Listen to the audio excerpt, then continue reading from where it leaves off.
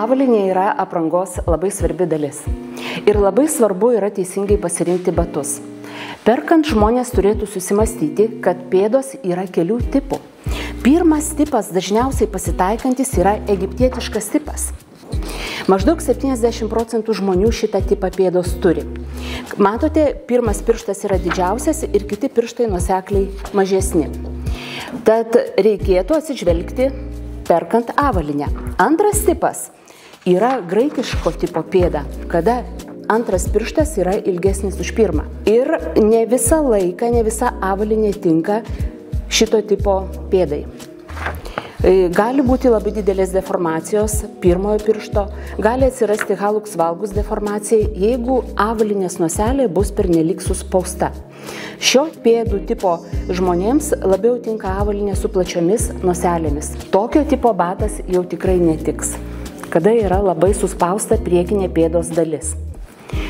Verčiau būtų pirkti platesnės apimties batus su plačiomis noselėmis. Dar vienas tipas dominuojantis yra romėniško tipo pėda, kada maždaug visi 3 pirštai yra vienodo ilgio. Tada iš vis turi būti labai plačios avalynės priekinės dalys, kad tikrai pėda jaustųsi komfortiškai. Jeigu žmogus nešios bet ką, neatkreipdamas dėmesio į savo pėdos tipą, tai tikrai gali būti deformacijos ir gali netgi atsirasti tokios deformacijos kaip hallux valgus deformacija, tai yra pirmojo piršto iškrypimas.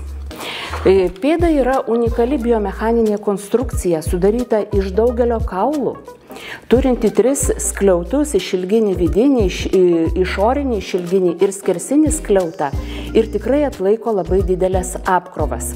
Jeigu atsiranda problemų pėdoje, variantas yra užsisakyti ortopedinę avalynę, kuri yra didesnių apimčių, platesnė.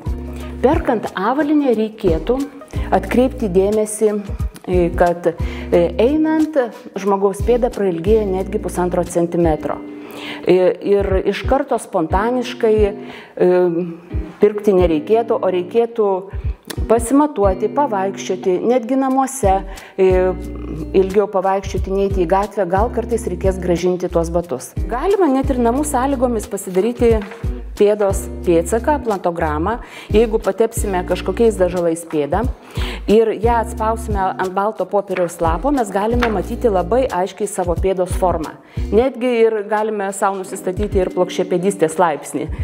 Tai namų sąlygom tą galima atlikti ir kada jūs tikrai įsitikinsite, kokio tipo yra jūsų pėda, jūs galite labai gerus sprendimus padaryti pirkdami avalynę. Avalynės yra labai daug rūšių. Tai yra avalynė modelinė, yra kasdieninė, yra sportinė, yra speciali avalynė.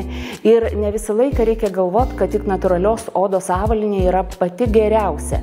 Dabar yra labai daug modernių medžiagų, kurios pasižymi hidrofilinėmis ir hidrofobinėmis savybėmis ir gali būti įvairiausių variantų. Na, jeigu pažiūrėtume gatvėse, jaunimas, tiek merginos, tiek vaikinai dabar nešioja gana patogią avalynę, daugiau nešioja laisvalaikio, sportinę avalynę ir tikrai pėdos yra nedeformuojamos. Bet vyresniosios kartos, ypatingai moteris, jos ilgą laiką nešiojo aukštakulnius gatvėse ir tikrai yra labai daug deformuotų pėdų. Avalynė svarbiausia turi atitikti tavo biomechaninius rodiklius, turi būti patogi, jinai turi būti keičiama bent 4 kartus per dieną ir nebūtinai, kad labai brangi avalynė, jinai tau bus patogi ir pasitarnaus tavo pėdų sveikatai. Aukštakulniai batai yra puiku, jeigu jie yra nešiojami avimi, na, tam tikromis progomis, tam tikrą laiką, bet ne kasdien.